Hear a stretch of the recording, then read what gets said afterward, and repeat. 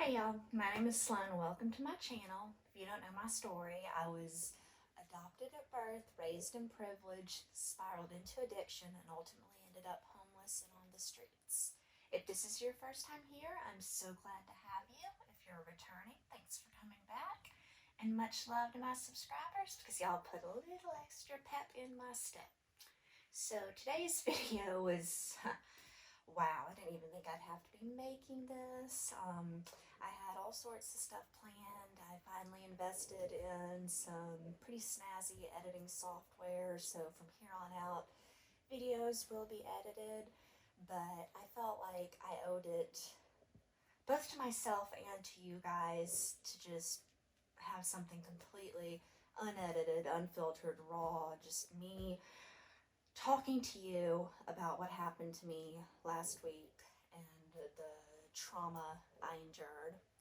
So let me preface this by saying I'm not going to be giving away any names, details, anything like that. Um, Worth noting is the fact that the person in question is not from this area and has since gone back to wherever it is he is from. So don't worry that you've got some lunatic lurking in your friend group. If you see me laughing, as I've said in other videos, I tend to laugh when things are inappropriate. It's just kind of my way of dealing with things. There's absolutely nothing funny about this situation. But without further ado, let's get to it. Last week, I was abducted and assaulted, and I was held at knife point, and I was obviously held against my will. I was not allowed to use the phone. I was not allowed to talk to people, and it was truly the most traumatizing thing that has ever happened to me. This person, I'm not even gonna fake a name for him. I'm just gonna say dude. But I dude pulled a knife on my friend, and my friend tried to intervene on my behalf, but he pulled a knife on him and then grabbed me, and we started marching. And about the only thing I will say is this occurred over by the railroad tracks under the viaduct on Jackson Avenue. And I was so scared because for anyone who's been over there, it's really rough terrain. It's not well lit. It's right by a railroad track. And I was absolutely convinced that I was on my death march because this guy had a knife against my side the whole time, told me if I screamed, if I tried to make eye contact, if I did anything to let a passerby know that something was amiss, then that would be it for me. But he really didn't have to worry because where he was taking me, there were no people, and that was my biggest fear, that I was just gonna bleed out on the railroad tracks all alone. And I wasn't scared of pain. You know, if you were to be shot, you wouldn't feel that. And I know from personal experience being stabbed that, you know, your adrenaline's going, you don't feel it. So I guess what I'm saying is it wasn't the pain that I feared. I just didn't want to just die alone, discarded like a piece of garbage. And, you know, people think that I was up to no good because it's so, when this happened, when I got stabbed, those were times where, for the most part, I'd been doing everything right. It's like, why does this stuff happen when I'm acting right? And let me just quick side note here. So many people have been like, well, why didn't you call the cops? This is not my why I don't involve the police video. I'm just going to say there are situations that I don't talk to the police for. I don't, on general principle, I don't talk to the police, and it's not like, oh, I'm not a snitch. I mean, it has nothing. Well, I mean, that is a part of it, but I just don't really trust the police. And, you know, when I got stabbed, I wasn't even going to mention who did it, but the girl who stabbed me was apparently going out for the Nobel Prize for sheer genius and takes it upon herself to run over to a news van, show her face on camera, tell her name, and admit to stabbing me on camera while the film is rolling. So she did that to herself. There wasn't much I could do to deny it, but I wasn't. I guess what I'm trying to say is, you know, this is kind of like where my worlds collide, because in the world I come from, people call the police if they see a suspicious vehicle in the suburbs, and that's just not that's not how things go. But anyways, I'm sorry, I'm shaking, I'm so nervous, but this isn't nerves from camera, this is just nerves because of what happened. So anyways, I'm being forced at knife point to march. The entire time I've talked down to like I am a dog, just really horrible things that you would never say to a human, and it was very degrading. But at the same time, when someone doesn't really know you, this person didn't know me, it's more just the fact that you're in such a climate where you're being insulted.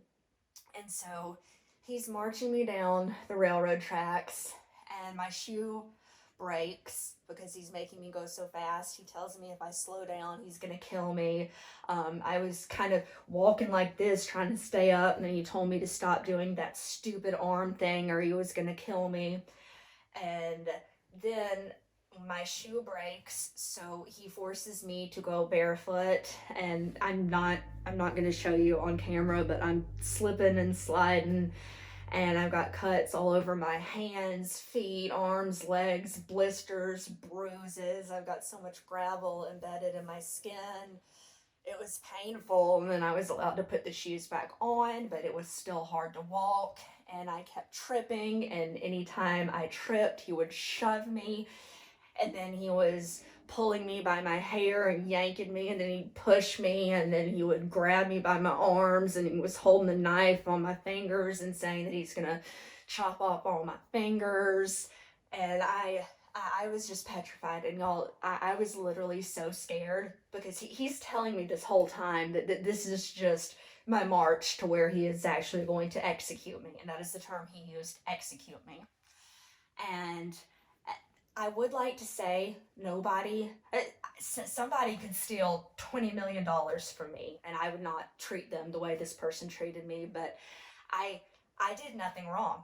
I did absolutely nothing wrong. It's not like this guy had a beef with me. I didn't disrespect him, steal from him, anything like that. He just completely abducted me, and all I wanted was just to be away from him. So yeah, we're walking, and I get so scared because at this point I start to realize I'm not sure where the fact that this person is completely gone on methamphetamine ends and mental illness begins. I'm not sure what the ratio of these two things are, but I'm aware that there's something horribly, horribly wrong in both departments. And that changed how I handled the situation. The ration would not apply to this guy. And then he goes off on this complete tangent. Periodically, he's just stopping to push me down, shove me, twist my arm, something like that. And then he becomes convinced that I am the police. And that right there, if I was the police, I would be, ESPing out to all my little home dogs to like approach right about now. But obviously, I was not the police. And he starts saying that I put some sort of tracking device in him, which again, logic would tell you if that was the case, the boys would be swarming right about now. But yeah. Then we get to a graveyard. It's over at Memphis National. And still at knife point, he forces me to march around this graveyard at like supersonic speed. And he's making me confess that I am the devil and all this stuff, and I was just going with it. And I get so scared when the knife actually, when he nicks my stomach, I literally peed my pants. That's how scared I was, y'all. And there was nobody around. I mean, not a soul. I couldn't have asked for help if I wanted to. And I mean, y'all, I kept feeling like I was on an episode of Criminal Minds. Seriously, it was like an episode of Criminal Minds starring me, and it was just one of these effed up, deranged people that you only see on TV. Like, I didn't think shit like this happened. I really, really didn't. I mean, oh, y'all, I'm getting upset talking about it. But, so anyways, he's going increasingly paranoid with this belief that I'm the cops, continuing to hurt me. He's bringing religion into it, saying that he'll give me an easy death if I admit that I'm the devil. And, y'all, this is, and all the while, he just keeps putting his hands on me and putting, y'all, so anyways, I don't know what he thought was going to happen, but he takes me to an area where he thinks one of his homeboys is, and it just so turns out that this house belongs to a friend of mine who was completely unaware of this situation. And thank the good Lord in heaven, she happened to walk outside and realize something was horribly, horribly wrong. And, I'm not naming names, not because I don't want to give credit where credit is due, but because I just, the less people who are involved in this by name, the better. I owe her my life, literally. Thank you. I know you're watching this. I love you. You saved me. I can never thank you enough. Yeah, I've always been a very, very anxious person. I was still dealing with the effects of being stabbed, and now I'm jumpy, I'm jittery. I heard someone's cell phone go off and I jumped 10 feet in the air. I don't like being alone around men. That hasn't happened since then, other than Alan. I don't like to be alone around men. Men speaking in loud voices scare me. I don't like people coming up too close to me. I don't like loud noises. I can't sleep. This has just profoundly affected me. And I want to urge everybody, just be mindful of your surroundings. Now, should I have handled it differently? Should I have probably screamed at the very narrow window when I saw people? Maybe. You just never know how you're going to react until you're in that situation. And I hope to God none of you ever are. But I'm making this because I wanted to explain to you what happened. I know some people were worried because in the past, if I drop off the radar, it usually means I'm up to no good. Well, yeah, this time something no good was definitely going on, but it was by no fault of my own. I realize I am so lucky to be alive. I'm so lucky to be alive. I'm grateful.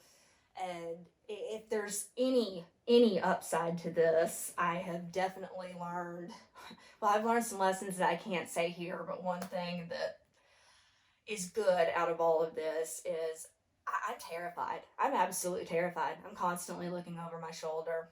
I really am, and that might not sound like a good thing, but the upside to it is that I am actually scared to do drugs and alcohol, because I feel like if I get caught slipping for a second, if I'm not in 110% control of my environment, that could be the end of me.